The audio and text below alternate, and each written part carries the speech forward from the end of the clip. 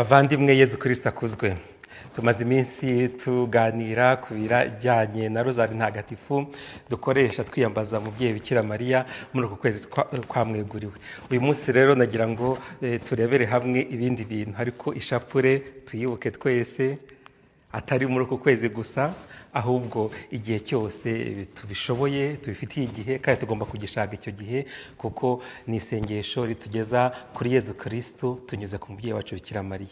Uyu munsi rero nagira ngo tuvuge ku munsi mukuru twizihiza none, umunsi mukuru w'ijyanwa mu ijuru, gusubira mu ijuru kwa Yezu Kristu. Ntabwo Yezu yajyanywe mu ijuru, ahubwo yasubiye mu ijuru. Asensiyo, Yezu yarongeye asubira mu ijuru, aho yari yaje aturuka igihe yakiraga ubutumwa bw'Imana se bwo kuza gucungura abantu hano ku isi. Ubu rero uyu munsi turizihiza nyine uwo munsi mukuru ukomeye wa Kiliziya. Kera mbere ibintu bitarahinduka, uyu munsi mukuru wizihizwaga ku wa kane. Ariko kugira ngo Kiliziya ifashe abantu benshi kubasha kuwizihiza, yawimuriye ku cyumweru. Ubu rero ntabwo twawuhimbaje ku wa kane, ahubwo tuwuhimbaje nyine uyu munsi. Ariko kuva na Kiliziya yabaho, uwo munsi mukuru twamye tuwizihiza ku wa kane. Ni ukuvuga iminsi 40 nyuma Pasika ibaye. Ni ukuvuga guhera mu gitaramo cya Pasika kugeza kuri ubu wa kane wa Asensiyo, habaga hashize nyine iminsi 40 Pasika ibaye. Ubwo rero Yezu Kristu yagiye mu ijuru.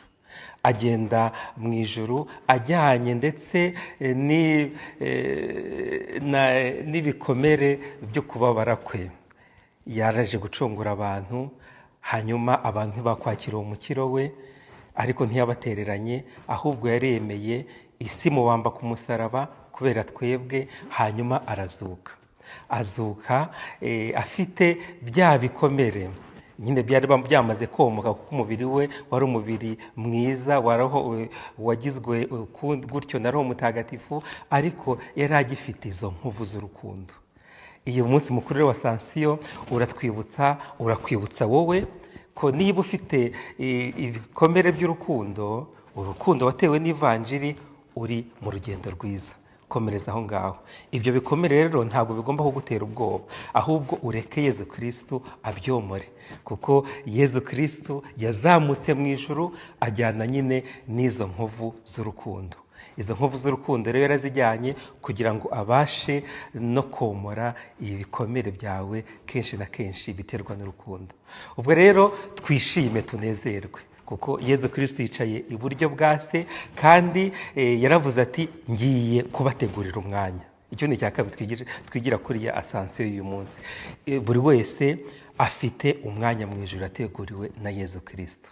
Kandi ntabwo ari cyo cyonyine. Icya gatatu twiga ni uko Yezu Kristu ageze mu ijuru yatwoherereje Roho Mutagatifu. Roho Mutagatifu kugira ngo atwigishe, atwibutse ibyo yatubwiye byose, kandi anatwigishe bishyashya. Ubwo rero mbifurije umunsi mwiza, kandi Yezu Kristu wasubiye mu ijuru abakomeze kandi abaha imbaraga n'ingabire zose mukeneye kugira ngo mubashe kumukurikira. Ku izina ry'Imana Data na Mwana na Roho Mutagatifu. Amen.